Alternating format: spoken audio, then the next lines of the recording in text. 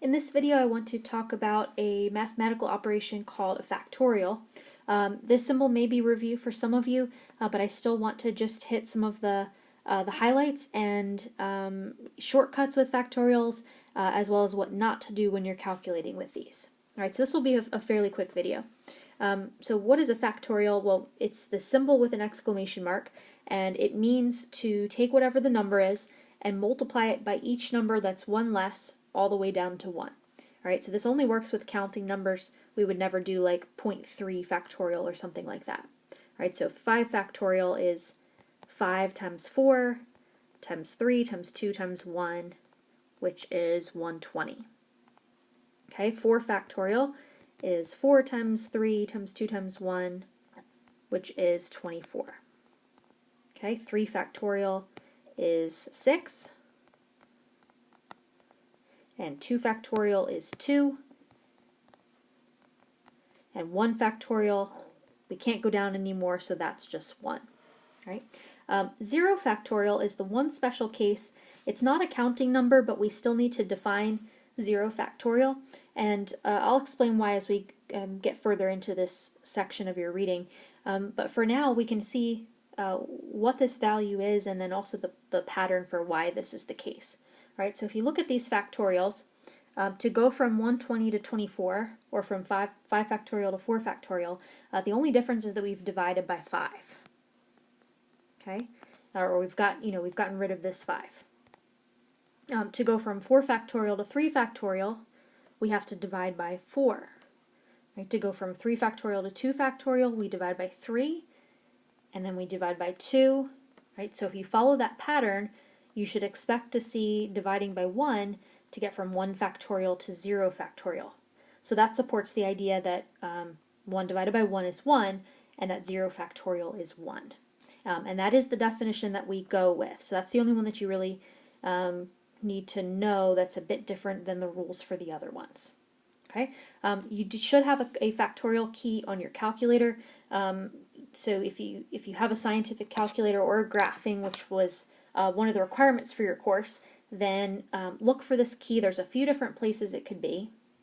So some calculators just have an n factorial key. It may be a shifted or a second option. So look above your number keys and see if there's a key with a little exclamation mark. Some of them may just have the exclamation mark and not the N.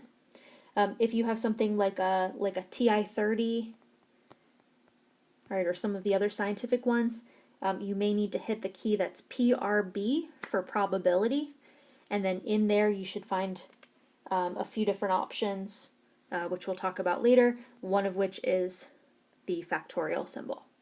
Okay, some of the graphing calculators, like a TI-83, all right, or an 89, you'll need to hit the math key and then scroll over to PRB for probability, and then you should find a drop-down list which has the factorial symbol there. Okay, if that doesn't help, then just please ask and we can help you find this key. All right. Sometimes it's actually faster to just calculate these by hand, so it is good to know how these work. All right, so let's say we needed to do 6 factorial divided by 4 factorial. All right, well this would be 6 times 5 times 4 all the way down to 1. Okay, divided by 4 times 3 times 2 times 1. And then this is all just multiplication within a fraction. So we can cancel just like we do with normal fractions, right? And I can cancel the 4s and the 3s and any factor that matches, right? And then this leaves me with just 6 times 5. All right? So as you start doing these, and that's 30. Okay? So as you start doing these, you'll get used to them. And now when I look at this, I just think, well, that's 6 times 5, and then I know that everything from 4 down will cancel. All right, so you want to start with the bigger factorial, and then go from there. A common mistake that I see people make is trying to reduce the fraction too soon.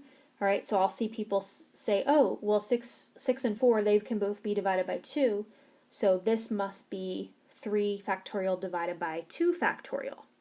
Right, so here's why that's not the case. Let me set that one up, and we can compare.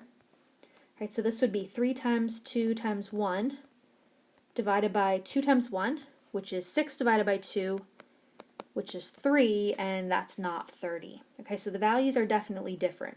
But here's what's happening.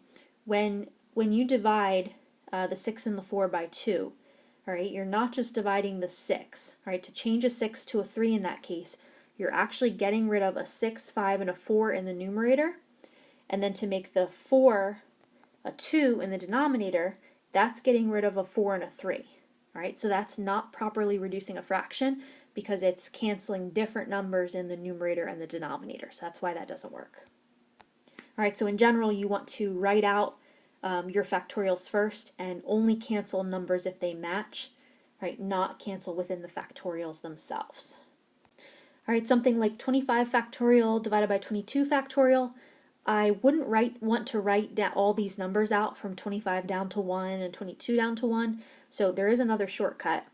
I would just start writing with the bigger number, and then I would stop when I get to 22 and just write that as 22 factorial, and that's going to indicate for me that this continues all the way down to 1. All right, then the denominator I can leave, and now I can cancel 22 factorial in the numerator and denominator. All right, so that's okay because I'm getting rid of the same numbers.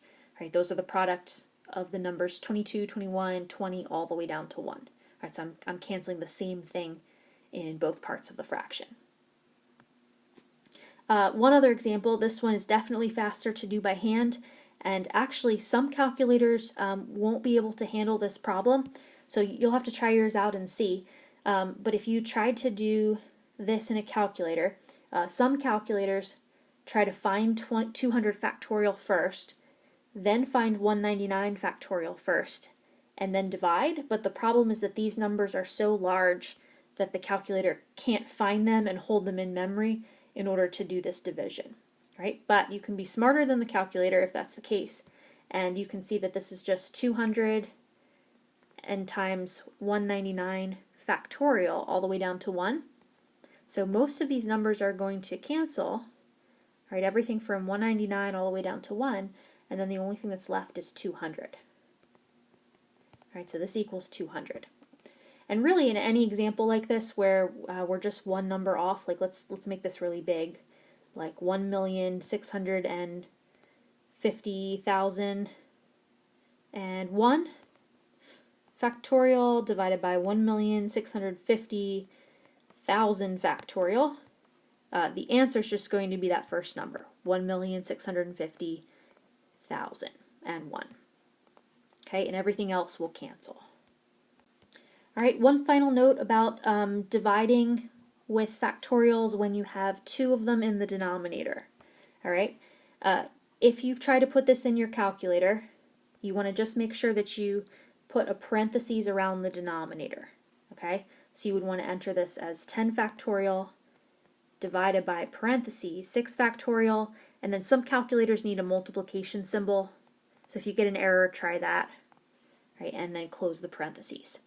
If you don't do that, if you just do 10 factorial divided by 6 factorial times 4 factorial, let me get rid of the equal sign because that's not equal.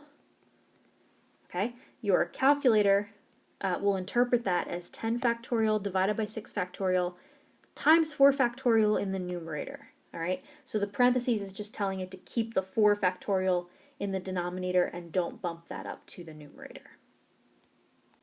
Now let's also practice simplifying this by hand. Okay, and we'll use some of those canceling rules. So this would be 10 times 9 times 8 times 7 times 6 factorial, and I'm going to stop and right away notice that there's a 6 factorial in the denominator that can cancel with that 6 factorial. And then the 4 factorial is 4 times 3 times 2 times 1. All right, so the 6 factorials cancel. And now I'm down to just straight numbers, no factorial symbols, so I can cancel as with normal fractions and multiplication. So for example, the 4 and the 2 in the denominator can cancel with the 8 in the numerator, and I might do the 3 in the denominator and reduce the 9 in the numerator to a 3. All right, so now I'm left with 10 times 3 times 7, And then in the denominator, the only thing that's there is a 1. Okay, and that's 210. So if you like doing mental math and you need to make this computation, which we will do a little bit later in your reading, there's a way to do it by hand as well as in your calculator.